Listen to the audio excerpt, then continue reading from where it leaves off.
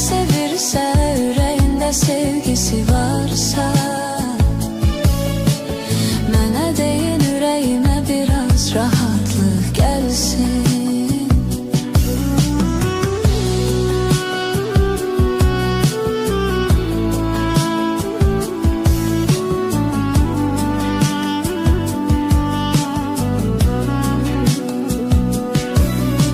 Sabredip her şeye dostum,